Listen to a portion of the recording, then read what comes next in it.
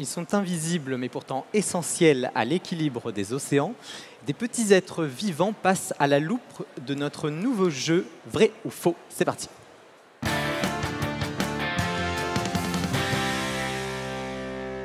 Je suis accompagné d'Aurore Rejodi de Giou. Je me trompe pas, je prononce bien. Ouais, Regodi de Giou. Regodi de Giou, pardon. C'est un peu difficile. Alors, vous êtes chercheur en biologie marine à l'Ifremer. Voilà. Et donc, c'est vous qui allez nous apporter les réponses. Mais on va faire jouer le public parce qu'on commence directement avec notre première affirmation. Alors, l'océan respire à travers une goutte d'eau. À votre avis, c'est plutôt vrai ou c'est plutôt faux? Élodie. Bonjour. Comment tu t'appelles? Julie. Julie, à ton avis, c'est vrai ou c'est faux? L'océan respire à travers une goutte d'eau. Je dirais que c'est vrai. Allez, on va tenter. Je ne sais pas du tout, mais... Ok, donc c'est 50-50. Oui. Et toi, comment tu t'appelles? Eugénie, Eugénie, à ton avis? pour moi c'est vrai aussi, Vrai, mais tu joues pas je la sais chance, tu non joues pas plus, l'autre, comme ça exactement. l'équipe peut gagner quand même. Ah oui, c'est vrai. Bon, je vais peut-être dire faux alors. Ok, ok, comme Mais- ça, une chance sur deux, vous remportez la victoire. Ok. Ok. Est-ce que quelqu'un d'autre aurait une petite idée par ici? Plutôt vrai. Plutôt vrai. Ne serait-ce que par rapport au cycle de l'eau. Ouais, Uh-huh. Mais après, au niveau de l'oxygène, je dirais oui aussi. Oui aussi. Alors, Jean, est-ce qu'on donne la réponse? Alors, quelle est la bonne réponse? Qu'est-ce qu'on trouve dans une goutte d'eau? Alors, C'est vrai, effectivement, parce qu'à l'intérieur d'une goutte d'eau, on va trouver des milliers d'organismes microscopiques allant de virus, de bactéries, de phytoplancton. Donc le phytoplancton, ce sont des microalgues, et du zooplancton, qui sont des micro-animaux. Et en fait, chacun de ces organismes va avoir une respiration et un mécanisme différent qui va faire en sorte qu'on va produire ou consommer de l'oxygène ou du dioxyde de carbone, du CO2. d'accord. Alors, on n'en révèle pas plus parce que sinon on va Ok. donner des indices. Ok. Mais ces organismes qui sont dans la goutte d'eau, du coup, ils sont invisibles parce que quand on prend une goutte d'eau, on voit rien du tout, nous. hein. Voilà, à l'œil nu, oui. Après, il faut prendre un microscope. Je crois que c'est ce qu'on voit là. Voilà, en fait, là, ce qu'on voit, ce sont principalement du phytoplancton. Et on peut observer aussi des petits zooplanctons. Donc les zooplanctons, souvent, ont une forme un peu comme de toutes petites crevettes. D'accord. Et on les trouve que à la surface ou On en en trouve profondeur? partout jusqu'à ce que la lumière pénètre dans l'eau. C'est-à-dire, on peut les trouver jusqu'à une centaine de mètres, on va dire en grand maximum, les 100 premiers mètres, les 100 premiers mètres de couche des océans. Très bien. Bon, bah, on passe à l'affirmation suivante. Le phytoplancton respire de la même manière que nous. Alors, à votre avis, c'est vrai ou faux? Déjà, comment on respire? Monsieur Nous, on respire de l'oxygène, Monsieur, je vous on vois. recrache Oui, du moi dioxyde aussi, je vois. de carbone, Voilà. du CO2. Donc, Plutôt respire de la même manière. à votre que avis, nous. est-ce que c'est vrai ou faux? Monsieur, je vous Euh, avez je levé les pense, oui. sourcils d'une manière perplexe. Vous pensez Je lis, quoi? le phytoplancton respire effectivement de la même manière que nous. Vous pensez que oui, C'est des pareil? matières vivantes. Sous l'eau, il respire Il pareil. y a de l'oxygène en dessous, il y a de l'hydrogène, donc je pense quand Pourquoi même. pas, Mais ils finalement. n'ont pas les mêmes morphologies que nous. Mais il respire pareil. Ils Pourquoi pas? respirent, probablement, Finalement, hein. ça pourrait marcher. Il n'y a pas de raison. Est-ce qu'on demande l'avis de quelqu'un d'autre? Ouais, on va. Allez. Alors, si quelqu'un veut participer, je crois que tu as quelqu'un d'autre qui veut Oui, participer. oui, oui. Ah, je pense que c'est vrai parce qu'il y a. Ça dépend de ce qu'on dit par même manière. En fait, il y a transfert d'électrons. Dans ce cas-là, c'est vrai. Ah, je crois qu'on a quelqu'un qui s'y connaît un peu. Je sais pas. On va demander la réponse. Non, je m'y connais pas trop. C'est juste que j'ai un petit peu suivi tout à l'heure. Un petit peu, j'ai essayé de faire le parallèle. Ok. Alors, est-ce que c'est un parallèle qui est juste? Alors, quelle est la bonne réponse? En fait, c'est les deux. C'est vrai et c'est faux. Il y avait un C'est-à-dire piège. que le phytoplancton va respirer donc, comme les plantes terrestres. Donc, certainement, les gens doivent peut-être savoir comment respirent les plantes terrestres. Alors, bah, dites-nous. et Donc, c'est éclairez-nous. à travers la photosynthèse. Et en fait, la photosynthèse, les phytoplanctons a besoin de la lumière, va absorber de l'eau, des nutriments et du CO2 pour croître et du coup relarguer de l'oxygène. Et en parallèle, il va également effectuer ce qu'on appelle la respiration. Alors, il va ouais. absorber de l'oxygène pour après relarguer du CO2, donc comme nous. Très bien. Bon, c'est ce qu'on voit à l'écran, là, le petit Voilà. schéma. Très bien. Bon, alors on passe à la question suivante. Alors, le phytoplancton est un puits de CO2. Vrai ou faux? Alors, on a déjà donné Ulysse. quelques éléments de réponse. À ton avis, tiens, regarde-moi pour que je te vois bien. À ton avis, qu'est-ce que tu penses? Est-ce que tu penses que c'est vrai ou est-ce que tu penses que c'est faux?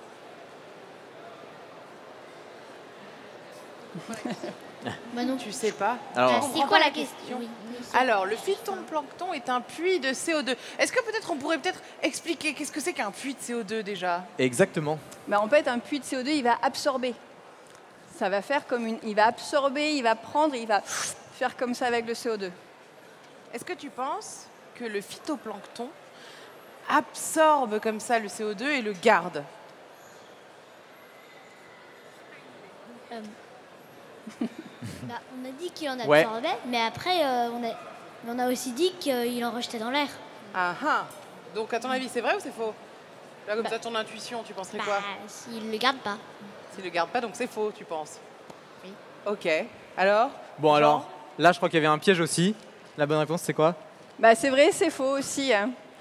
En fait, selon l'importance de la photosynthèse et de la respiration, le phytoplancton va jouer comme un rôle de source ou de puits. En fait, si la photosynthèse est plus forte que la respiration, il va absorber plus de CO2 qu'il va en produire, et du coup, il va jouer un rôle de puits de CO2 pour le CO2. Et parfois, c'est la respiration qui va être plus forte que la photosynthèse, et du coup, il va produire plus de CO2 qu'il va en consommer, et du coup, il va jouer un rôle de source de CO2 pour l'atmosphère. D'accord, c'est ce Voilà. c'est ce qu'on voit Là, ici c'est alors. quand la respiration est plus forte que la photosynthèse, donc on a plus de CO2. Et alors, quand c'est la photosynthèse qui est plus importante, là, Voilà, on a la production d'oxygène est plus forte. d'accord, mais à quel moment la respiration est plus importante ou moins importante? Qu'est-ce qui fait que c'est plus important ou moins important? En fait, ça va dépendre. Parfois, on sait que par exemple, avec le changement climatique, l'augmentation de la température des océans va faire en sorte qu'on va avoir un déséquilibre entre cette photosynthèse et cette respiration, et va favoriser la respiration par rapport à la photosynthèse, par exemple. D'accord. Et ça, c'est à l'échelle de tous les océans ou c'est dans des parties plus spécifiques ou... En fait, ça va dépendre. Ça va dépendre des océans, ça va dépendre des régions. Il y a des régions qui vont être plus impactées, comme par exemple dans les pôles ou dans les équateurs. Et il y a d'autres endroits où ça va être l'inverse, c'est-à-dire que ça va être la photosynthèse qui va être favorisée par rapport à l'augmentation de la température. D'accord. Et on voit aussi que ça peut être En balance, en équilibre. un équilibre. Voilà, Ok. effectivement. Très bien. Bon, on passe à la question suivante. La consommation ou la production de CO2 par le phytoplancton est partout la même. Alors, à votre avis, est-ce que c'est vrai ou est-ce que c'est faux? À ton J'ai- avis, dis-moi, qu'est-ce que tu penses? Je pense que c'est faux, Pourquoi? Alors, parce que ça varie partout. Parce que c'est jamais le même. Comment dire? Parfois, il y a plus de zooplancton. Phytoplancton, c'est ça que tu cherches? bon alors, je crois qu'il a, il a bien écouté aussi ce que j'ai dit. Ouais. Tu dis que c'est plutôt faux, si je comprends bien. C'est ça? Oui, il a Alors, raison. ouais, c'est la bonne ça, réponse, ouais. hein. La consommation et la production de CO2 n'est pas partout la même dans les océans. Donc, en fait, Ouais, si on voit à là l'image. ici, donc c'est une carte qui représente la concentration de la chlorophylle dans les océans. En fait, la chlorophylle, qu'est-ce que c'est? C'est ce qui fait que les plantes sont vertes. D'accord? Et en fait, pour le phytoplancton, c'est un indicateur de la biomasse du phytoplancton. C'est-à-dire que La plus biomasse. on a de chlorophylle, plus on a de phytoplancton en nombre et en taille. D'accord? D'accord. Donc en fait, là, si on a des zones bleues, ça veut dire que la concentration en chlorophylle est faible. Donc du coup, ça veut dire qu'on a peu de phytoplancton, donc peu de production, consommation de CO2 et d'oxygène. Et plus on va vers les zones vert-jaune, on a plus de chlorophylle. Donc c'est dans ces zones-là où on aura le plus de phytoplancton. Et du coup, c'est dans ces zones-là qu'ils vont le respirer le plus. D'accord, et on voit que c'est le long des côtes, hein. Voilà, le long des côtes et dans les pôles. Et un peu aussi au niveau de l'équateur. Très bien. Bon, on passe à l'affirmation suivante. Le réchauffement climatique affecte le phytoplancton. Alors, Monsieur, à votre avis, monsieur? ma super technique de l'attaquer par surprise. Alors, à votre avis? Oui, je pense que ça les affecte. Oui, Alors. pourquoi? Rapidement, à votre avis? Parce que Ok, Bon, alors, va on donner la vérifie tout de réponse, suite. alors. Bah, c'est vrai, effectivement. Oui. Vrai. Le réchauffement Bravo. climatique affecte le phytoplancton. En fait, l'augmentation de la température de la surface des océans va favoriser la respiration et la photosynthèse, mais va favoriser plus la respiration que la photosynthèse. En fait, là, sur les cartes qu'on voit, donc en haut, on a la concentration en chlorophylle. En bas, on a la température en surface des océans. Et à droite, vous avez pour le 2002 et à gauche, à gauche, vous avez pour 2002 et à droite, vous avez pour 2017. Et en fait, vous voyez une légère différence de température de surface des océans entre 2002 et 2017, où c'est un petit peu plus clair. Et par contre, quand on regarde au niveau de la chlorophylle, donc la chlorophylle, comme je l'ai dit tout à l'heure, ça indique le phytoplancton et sa photosynthèse et respiration.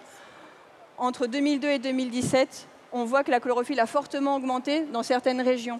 Donc, c'est-à-dire qu'une légère augmentation de température va avoir un fort effet sur le phytoplancton et sa respiration du coup et sa photosynthèse. Très bien, et ben merci beaucoup Aurore. De rien. Je vais vous inviter à rejoindre le forum pour continuer la discussion avec Axel. On va continuer, Aurore et Gaudi de JU, à s'intéresser au phytoplancton parce qu'il y a beaucoup de choses qu'on ne sait pas. Oui. Déjà, on n'en voit pas souvent. C'est vrai. C'est pas très grand. Alors, vous êtes chercheur en biologie marine à l'Ifremer, spécialiste de l'écologie du phytoplancton. Donc, en gros, vous essayez d'imaginer l'impact de ces algues, on peut le dire comme ça? Oui, des microalgues. C'est des végétaux. Oui, donc ce sont des végétaux, oui. Sur l'ensemble de la planète.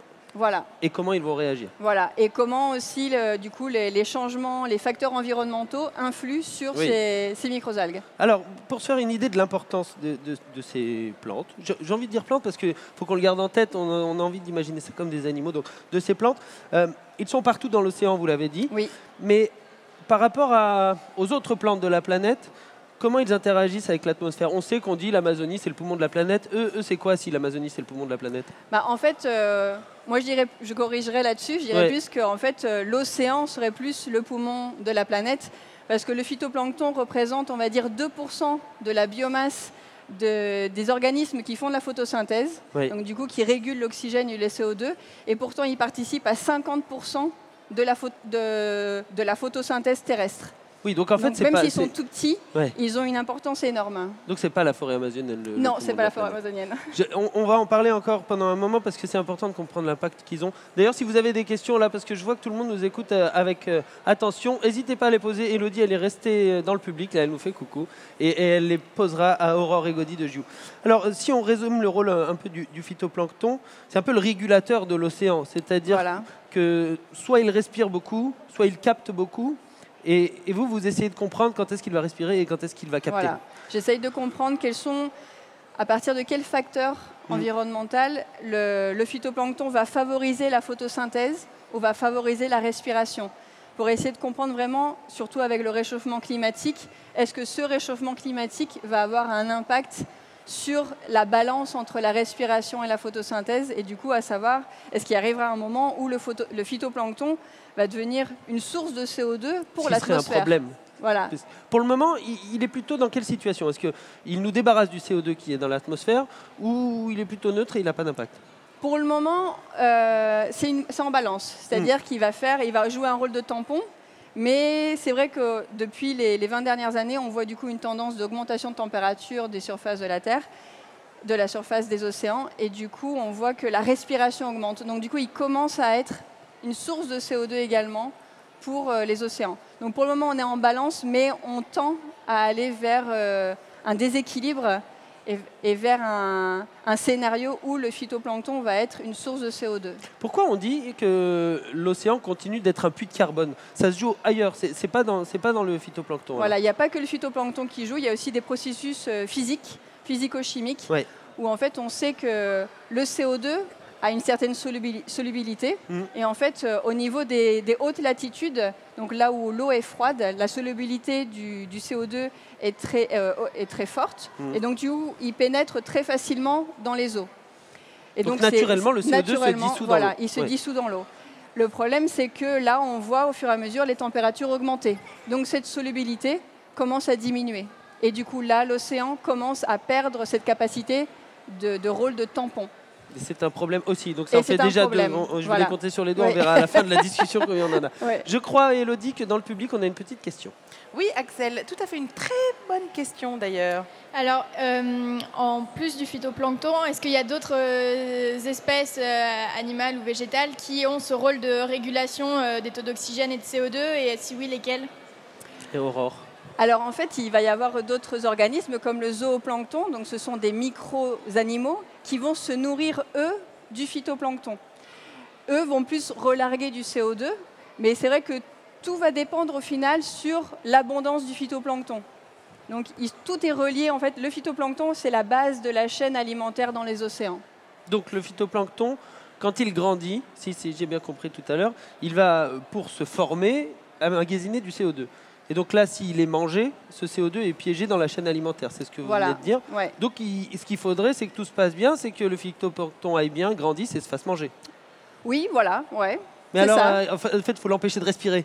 Il ne faut pas qu'il ait le temps de respirer, c'est comme ça. Le problème, ça fait partie de son métabolisme. C'est-à-dire que naturellement, il respire. Le seul truc, c'est qu'il faut que ce soit en équilibre. Donc pour cela, il faut qu'on continue à essayer de réguler notre climat et essayer d'empêcher du coup qu'il y ait une augmentation de température. On sait que la nature, le vivant, s'adapte quand même aux choses qui arrivent.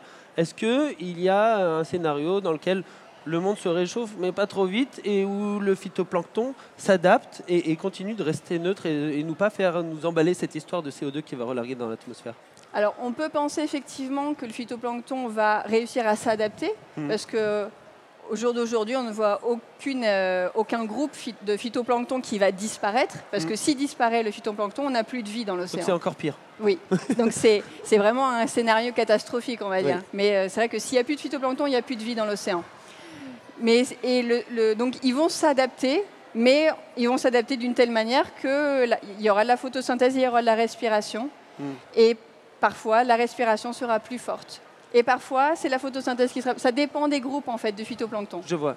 Est-ce qu'il va y avoir une sélection parmi ces groupes et vous êtes capable de dire, ceux-là, ils vont plus prospérer dans tel environnement plus chaud et les autres vont décliner? C'est comme ça qu'on fait les équilibres aussi? Alors, on sait que, par exemple, le phytoplancton qui est composé de calcaire, parce que le phytoplancton a une certaine carapace, on va dire, qu'on appelle des frustules, qui sont composés de calcaire. Avec le changement climatique et le réchauffement des océans, on va avoir plus d'acidification dans les océans. Cette acidification va impacter la couche calcaire de ce phytoplancton-là et donc va avoir un effet négatif sur la distribution et l'abondance de ces groupes phytoplanctoniques. Donc peut-être que ces groupes de phytoplancton vont diminuer, vont voir peut-être disparaître dans un cas extrême si on continue dans ce sens-là du réchauffement climatique. On a une autre question qui nous vient du public et Elodie, je crois que tu es prête. Tout à fait Axel, je suis prête. Bonjour. Les plantes et les phytoplanctons absorbent du CO2 et relâchent de l'O2 grâce à la photosynthèse. Avec le pic de CO2 qui arrive et donc la raréfaction de l'O2, est-ce que nous, on pourrait être capable de faire de la photosynthèse et de respirer comme ça? Nous, les êtres humains, je pense... Non, on ne peut pas. On ne pourrait pas intégrer des chloroplastes comme on a intégré des mitochondries? Peut-être on peut proposer pour les scénaristes des Marvel de faire un nouveau super-héros fait de chloroplastes et de chlorophylle. Mais au jour d'aujourd'hui, non, l'être humain, les mammifères ne savent pas faire de la photosynthèse. Il n'y en a vraiment aucun animal qui utilise le CO2 comme source d'énergie? Alors, il va y avoir des zooplanctons qui vont absorber, qui vont manger le phytoplancton et vont les garder en vie, en fait, à l'intérieur. Et donc, du coup, ça va leur permettre d'utiliser cet échange de CO2 et d'oxygène à l'intérieur d'eux-mêmes. Alors, dans les problèmes qui s'annoncent, parce qu'on sait qu'il y en a qui vont arriver, il y a celui des efflorescences d'algues sur les côtes. Est-ce que ça, c'est du phytoplancton? Quand on entend parler d'efflorescences d'algues toxiques, est-ce qu'on est dans la même gamme de plantes ou c'est autre chose? Oui, c'est ça, oui. En fait, les efflorescences qu'on voit dans l'eau, donc pas les algues vertes, parce que les algues vertes, là, c'est plus du micro, c'est pas des micro-organismes, ce sont des macro-organismes. Mais ce qu'on voit dans les efflorescences de phytoplancton, parfois, donc, on va voir l'eau un peu verdâtre ou l'eau rouge. En fait, effectivement, ce sont des efflorescences de phytoplancton qui peuvent être toxiques pour l'être humain. Donc, toxiques, ils vont avoir des toxines qui vont libérer donc, des substances chimiques qui sont nocives pour leur écosystème, voire pour l'être humain. Et effectivement, avec le réchauffement climatique et l'apport qui augmente en nutriments, on va observer de plus en plus d'efflorescences de microalgues sur nos côtes, en fait.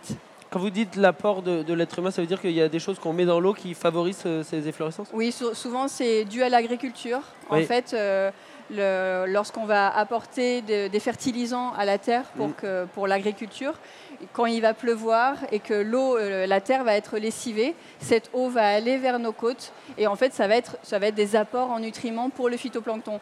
Et vu qu'il va recevoir plein de nutriments, il va grandir et hop, ça fait un bloom.